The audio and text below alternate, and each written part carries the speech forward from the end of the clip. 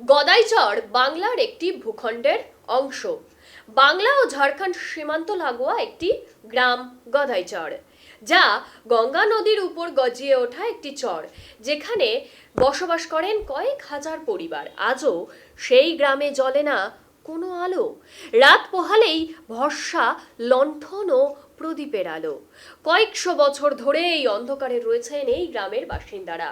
তবে ভোট প্রক্রিয়াতে অংশগ্রহণ করেন তারা, পঞ্চায়েত থেকে লোকসভা সব ক্ষেত্রেই ভোটদান করেন তারা, কিন্তু সরকারি সাহায্যের ন্যূনতম পরিষেবা নেই এই গ্রামে। স্বাধীন ভারতের ৭৫ বছর পরও মালদার মানিকচক ব্লকের হিরানন্দপুর গ্রাম পঞ্চায়েতের গদাইচর আজও অপরিবর্তিত। আর এই চরে ভোট প্রচারে গিয়ে রাজ্য সরকারের ভূমিকা নিয়ে প্রশ্ন তুললেন মালদা দক্ষিণ কেন্দ্রের বিজেপি প্রার্থী শ্রী রূপা মিত্র চৌধুরী। नहीं छोड़ना है। 2 बक्सा बदल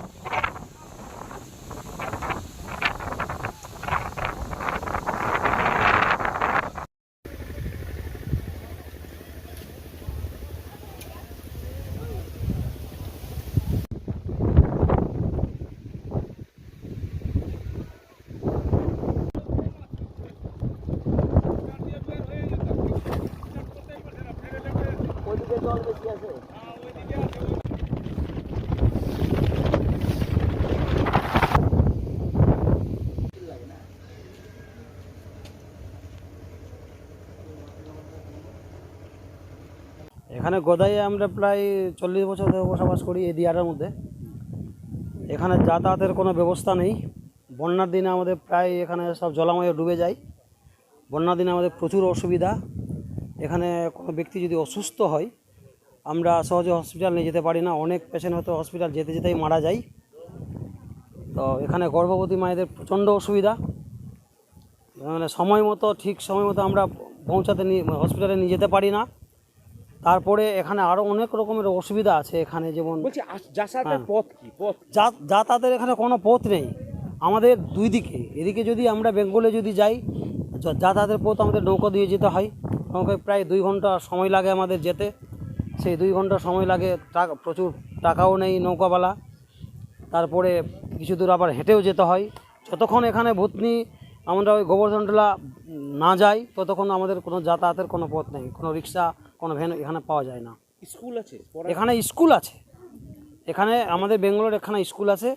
এখানে দুখানার মানে শিক্ষক আছেন। ওরা হয়তো মাসে এক দিন আসেন, শুধু সইটা করে যান। এখানে কোনো পড়াশোনা হয় না। না, কোনো পড়াশোনা। স্বাস্থ্যকেন্দ্র কিছু নেই। স্বাস্থ্যকেন্দ্র বলে কিছুই নেই এখানে। আমাদের স্থানীয় ওই কোয়াক ডাক্তারগুলো যারা আছেন, আমরা প্রাথমিক কিছু হলে প্রাথমিক চিকিৎসা, মানে ছোটোখাটো কোনো অসুবিধা হলে আমরা সেখানে চিকিৎসাটা করাই। নাহলে আমাদের পাশাপাশি ঝাড়খণ্ড যেতে হয়।